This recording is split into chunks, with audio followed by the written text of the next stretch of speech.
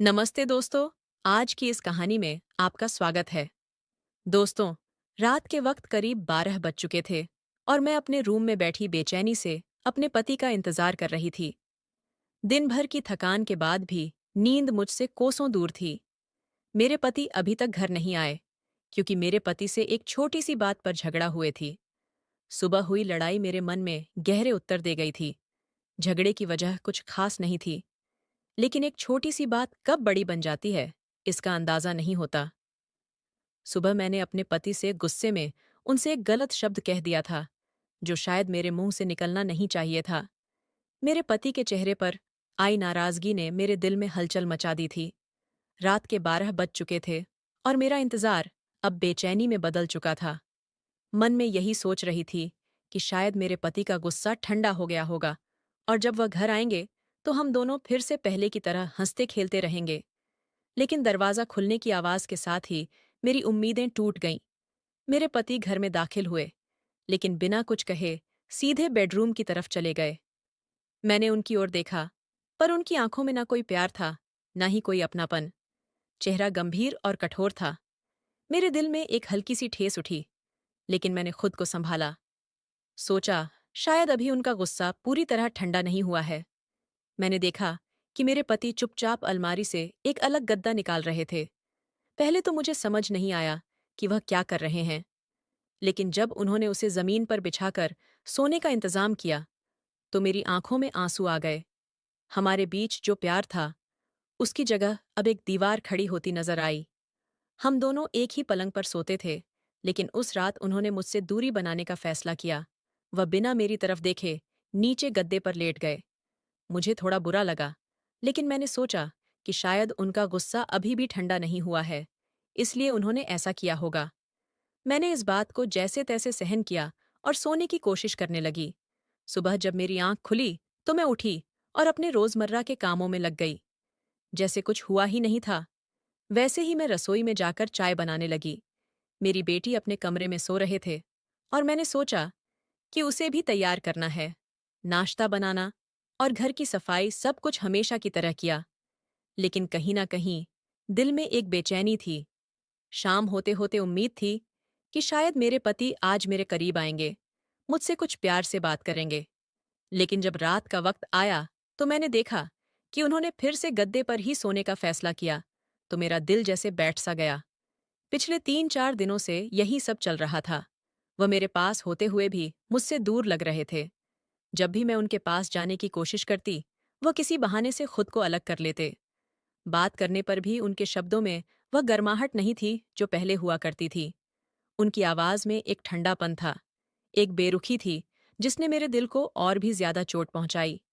मैं पलटकर उनकी ओर देखती, लेकिन वह हमेशा दूसरी दिशा में देखते रहते। मुझे समझ में नहीं आ रहा था कि आखिर हमारे बीच ऐसा क्या हो गया जो उन्हें मुझसे इतना दूर कर रहा था। क्या वह अब मुझसे प्यार नहीं करते, या वह मेरे साथ नहीं रहना चाहते? इन सवालों ने मेरे मन को झकझोर कर रख दिया था। ऐसा क्या था जो मैंने इतनी बड़ी गलती कर दी थी कि वह मुझसे बात नहीं करना चाहते थे और मुझसे दूर रहना चाहते थे? मेरे मन में कई सवाल उठने लगे थे। उनकी दूरी और ये व्यवहार मुझे अंदर से बहुत परेशान करने लगे थे। हमारे घर में बस हम 3 ही लोग थे। मैं, मेरा पति और हमारा एक छोटा सा बेटी। हम एक छोटे से गांव में रहते हैं और खेती के काम से अपना गुजारा करते हैं। सुबह सब काम निपटाकर हम खेत में चले जाते हैं।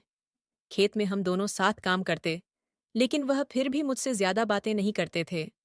मेरे बगल में खड़े होकर भी वह चुप ही रहते थे, जैसे मैं उनके लिए अब कुछ मायने ही नहीं रखती हूँ। इसीलिए अब मेरी बेचैनी दिन ब दिन बढ़ती जा रही थी। मुझे समझ नहीं आ रहा था कि उनका गुस्सा इतना बड़ा क्यों है। मैंने हर कोशिश की कि उनका ध्यान अपनी ओर खींच सकूं, लेकिन कुछ भी काम नहीं आ रहा था। शाम होते ही वह मुझसे फिर दूर हो जाते। रात के अंधेरे में मैं अकेली ही बिस्तर पर पड़ी रहती। उनकी जगह पर पड़ा ठंडा गद्दा मुझे और उदास कर देता था।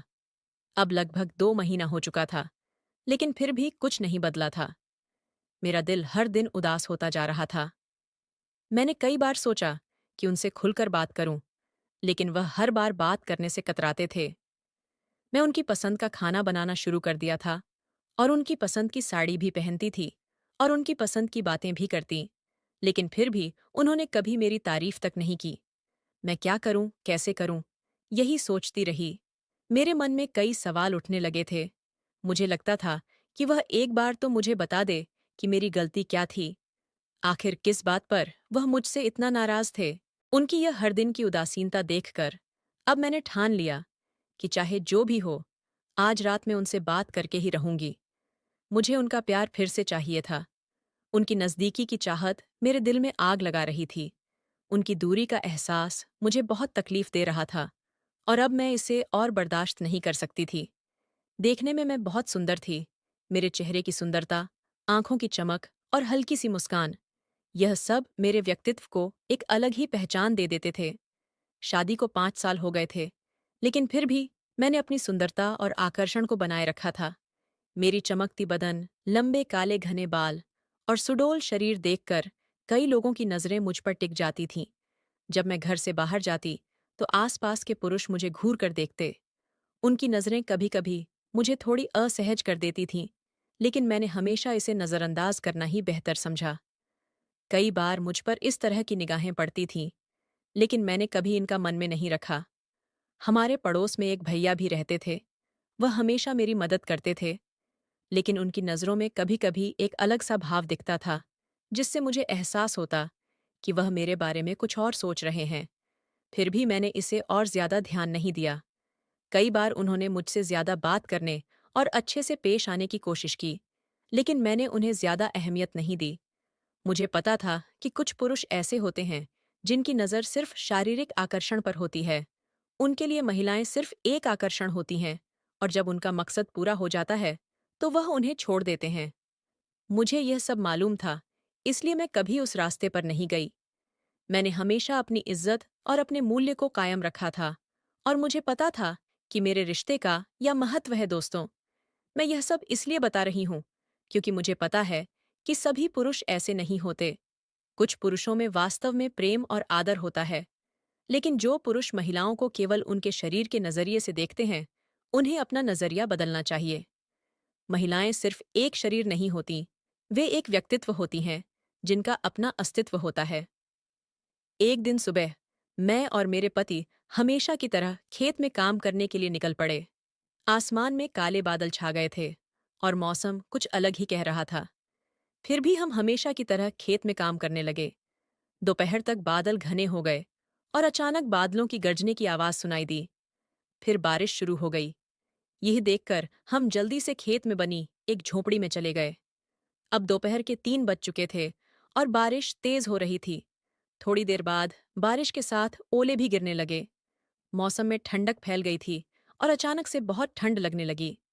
बारिश और ओलों की तेज बौछार के साथ ठंडी हवा भी चल रही थी।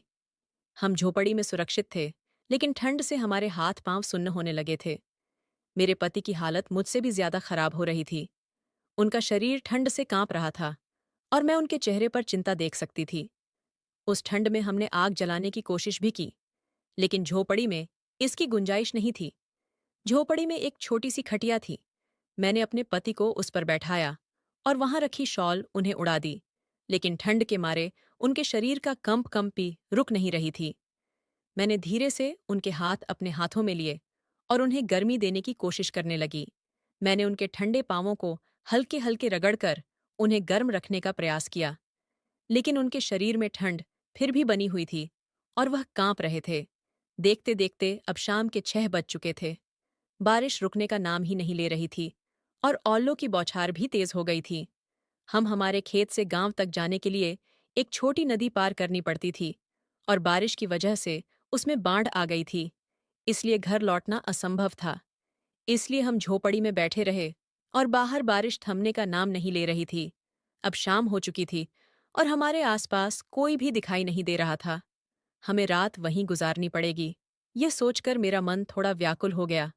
मौसम बहुत ठंडा हो गया था और हमारे पास सिर्फ एक ही शॉल का सहारा था। मुझे अपने पति का ठंड से कांपता चेहरा देखकर बहुत बुरा लग रहा था। उसके होंठ कांप रहे थे और वह ठीक से बोल भी नहीं पा रहे थे। तब मैं उनके पास गई, उनका चेहरा अपने हाथों में लिया और उनके माथे पर हाथ रखकर महसूस किया कि वह कितना ठंडा हो गए हैं। फिर मैंने उनसे पूछा, आपको बहुत ठंड लग रही है ना? उन्हें ऐसे देखकर मुझे कुछ नहीं हो रहा। ऐसा कहना गलत होता, इसलिए मैं उन्हें अपने पास खींचकर उनके शरीर को गर्माहट देने की कोशिश कर रही थी। कभी-कभी मुझे अपने पति पर गुस्सा भी आता था, क्योंकि इतने दिनों से वे मुझसे ठीक से बात भी नहीं किए थे और ना ही मेरे पास आए थे। उनकी इस दूरी ने मेरे मन में बेचैनी भर दी थी। लेकिन आज परिस्थिति अलग थी। बारिश, ठंड और वातावरण की ठिठुरन से हम दोनों ही परेशान थे। मुझे आज अपने पति की देखभाल करनी थी।